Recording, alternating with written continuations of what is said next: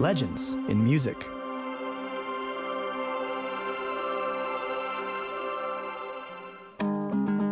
The multicolored and bright, unique step arises before one's sight, and there you can hear the exciting sounds of a dumbra.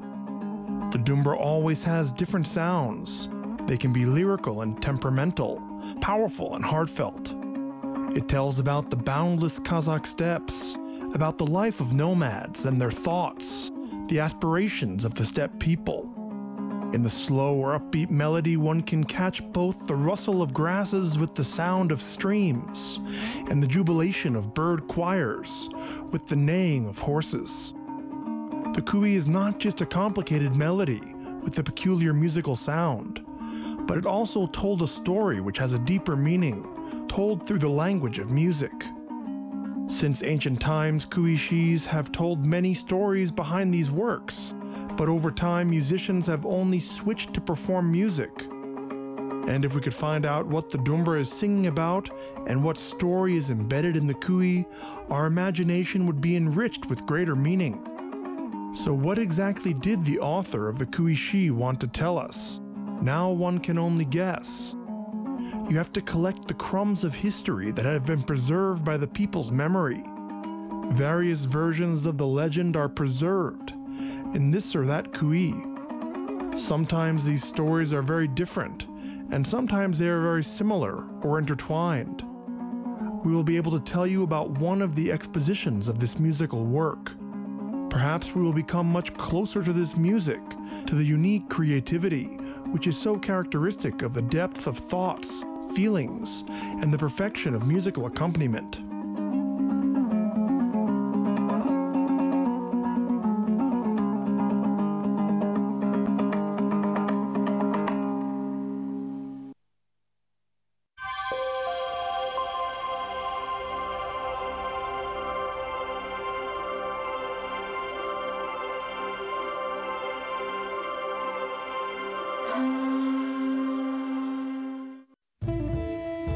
The man walked wearily behind the gray-haired Aksakal.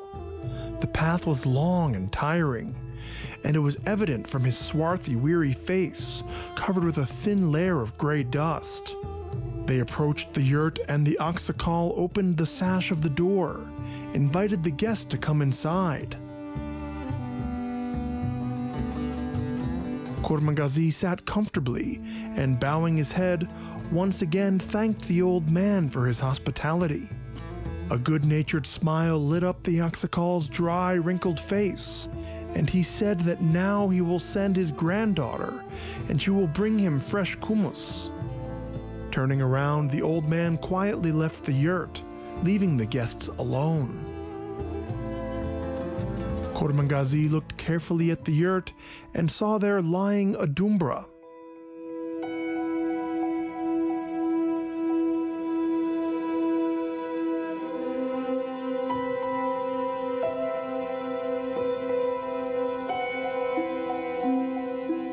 The nimble, strong fingers slid over the sinewy strings.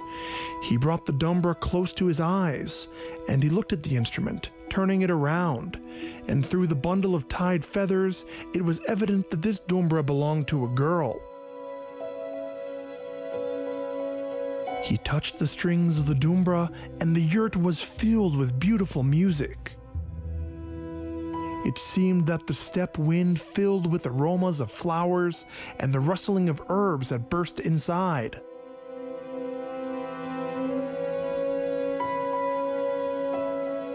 Suddenly, a felt cape covering the entrance of the yurt leaned back, and across the threshold crossed a young girl with a bowl of kumus in her hands. Kurmangazy immediately stopped playing and he looked at her. The girl bowed and put the kumus bowl in front of the guest. Kurmangazy bowed respectfully when he looked again at the girl. He saw that her face was angry.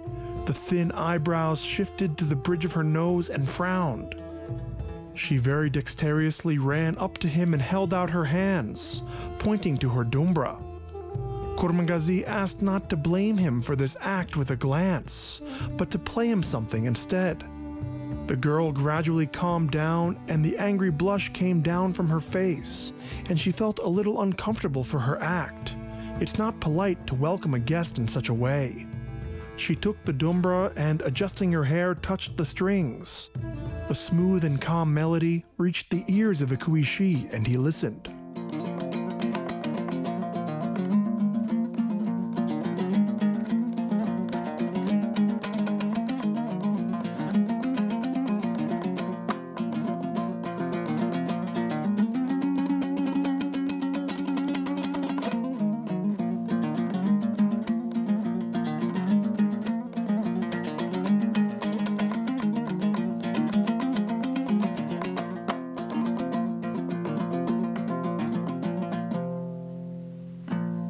As soon as the sounds of the dumbra subsided, Kurmangazy asked what her music was about, but the girl smiled and said that it was just a beautiful tone. Shaking his head, Kurmangazy said that she played well, but that the music is empty as a drunk bowl. Only filled with meaning and feeling can it touch the hearts of people. The girl flushed from such words and sharply said that if it is so, then he should show how a kui should be played, whether he will be able to understand the meaning embedded in it. The girl bit her scarlet lips and held out her favorite dumbra to him. Kurmangazy took the instrument and began to strike the strings.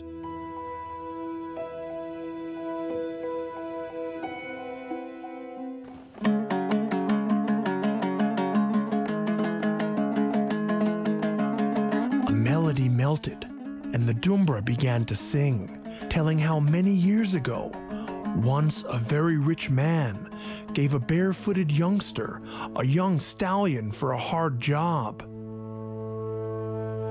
Time passed, and the thoroughbred gracious stallion with strong legs grew out of an unkempt colt.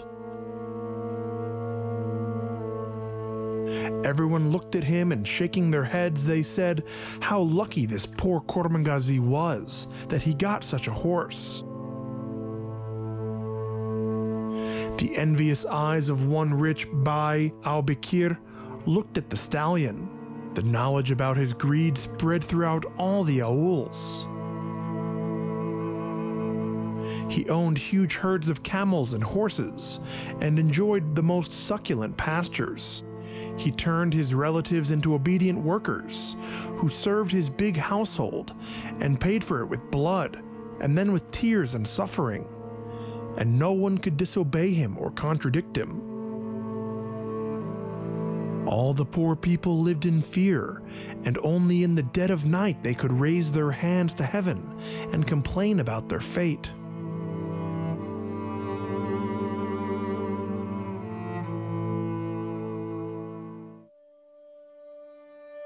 A lot of people gathered, and in various large cauldrons, meat was being roasted, and in others dough. The aroma of the holiday was spread throughout the steppe. People put on their most expensive festive gowns, and women wore silver jewelry, ringing and sparkling. The festivities were nice, but the evening everyone was looking forward to is the Baiga. Everyone was talking who would win the race this time. After all, the best stallions in the district will participate in it.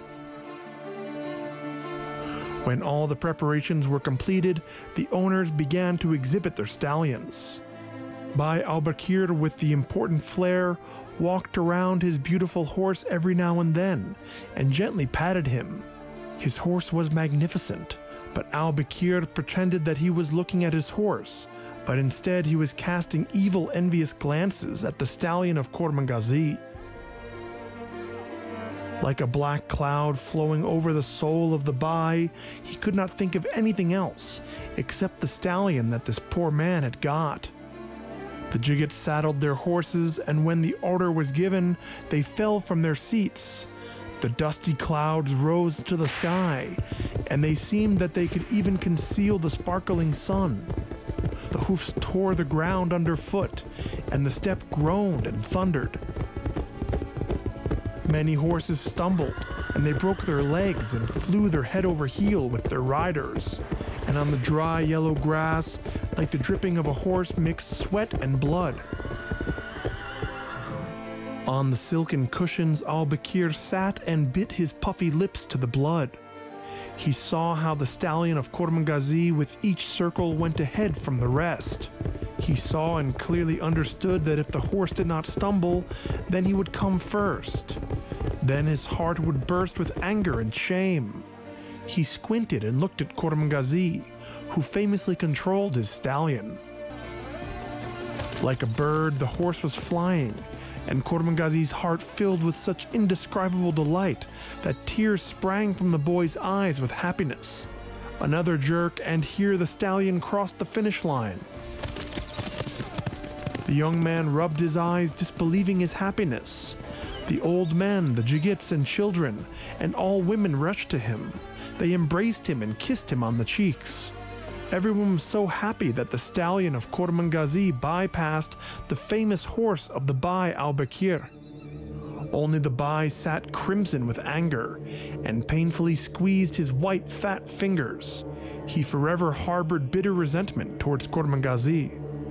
And from that very day he began to think about how to get rid of this Kurmangazy and to take away his stallion. For many days, the rich Bai thought about how to get rid of Kurmangazy, and he summoned several clever and venerable people from his aul to his yurt. He promised them good gifts as they would help him with his plans. The men sat around the table, lined with food and jugs with strong kumis. "You have to do it in such a way that is according to the law," said one, narrowing his evil eyes. "Yes, yes," confirmed the other, smacking the cold, intoxicating drink. "Otherwise, people can rise to protect this beggar." "What law?" Al-Bakir asked, as he stared at his guests. "Well, you can blame him for something, and then—" "Then?" he said sweetly, but then he angrily looked around at everyone. "Only what?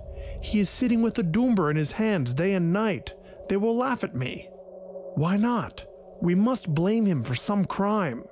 For example, for a theft." "And we can confirm it," said one of the guests. Everyone nodded their heads, and then the Bai's face broke into a crooked smile. Nobody could believe their ears when they heard the sad news that they had taken Kurmangazy into custody, accusing him of stealing his own stallion. The women wiped away bitter tears and shook their heads. Men clenched their fists and fiercely shook them in the air, but they could not go against their Bai, knowing that he would take anyone into a Wallace prison.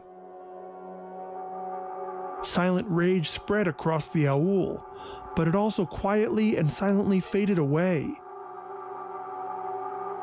The young man sat behind thick iron bars and thought about many things, about how unfair the fate is for the simple poor man, and how human greed wins and kills even the purest souls. But Kurmangazy thought not only about his bitter fate, he also thought about the waving feather grass in the steppe, about the flickering stars, the green hills and blue streams that he could never see again. He thought about the Dumbra and about the songs that he would not sing, about the music that he would not play, and he could tell about his experience, about the good and evil, about joy and longing, death and life. One day he was singing a song incredibly beautiful and deep. The heavy lock opened and his supervisor stepped towards him. Kurmangazy was silent. The warder sat down next to him and looked at him attentively, as if he had seen the prisoner for the first time. "Sing. You have an incredibly deep voice, so only a pure soul can sing. Sing, I beg of you." And since that moment, Kurmangazy began to conduct long and sincere conversations with his supervisor. At the request of Kurmangazy, the guard brought him a Dumbra, and the young man could play quietly now. His bitter life began to make sense. Days and nights, Kurmangazy did not let his Dumbra out of his hands. and only the music could convey what was in his heart, what storms raged in him. And at night he sang, staring in front of himself. But as long as I live, I will fight and sing. It is not forever, my friends. We will live in this world. No one can take away my happiness. My words and song will remain forever. My bullet knocked the eagle on the fly. The Jigit shouldn't mourn his life in four walls. I was fierce and powerful like a wild boar. Someday, because of me, even Hans will cry. One evening the guard came to him, and to his ear he said that today he would not lock the lock and go round. Without further ado, Kurmangazy understood that he wanted to save him, and when the dull night came, he got out of prison and rushed to wherever his eyes looked. The young man wandered for many days. Good people were in every village, and he was given food and shelter. So once, hiding from the pursuit of the Bai, he met the Kazakhs of the Adai family, who were forbidden to travel, and where they had previously had a summer stay. The Aksakals spoke among themselves and shook their gray heads. This land is ours. Our generation has been roaming for hundreds of years on these jailaos, and now they do not even allow us to step on it. Our Batirs shed blood, and now we ourselves are strangers. How can we survive such a shame? What will our children say that they could not keep these lands? Yes, repeated all the men. We cannot leave our lands. Kurmangazy listened to the troubles of the people, and his soul burned. He took the dumbra and played violently and passionately. I'll return to my aul, to bow to the clan. I will say I am ready to serve my people. And I knew the sorrows from my enemy, but my faithful horse never rushed away from the enemy. I fell for a ride in a quick saiga. I never missed the enemy if there was a fight. Whose wife will give birth to a child? Who will become a brave man so that I can fight with him? The men listened, and everyone thought that a hard time had passed, and it would be necessary to shed their blood for their native places, for the future of their kind. And the popular uprisings broke out, for independence and freedom, and for the love of their land. And the fiery songs and kuis of Kurmangazy swept across the steppe and lit the people's hearts on fire.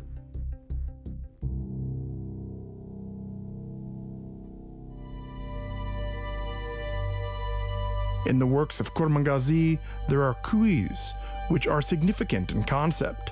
They are performed with particular brilliance, each of which is characterized by an unusually assertive, creative fantasy of the author, striking like a spring.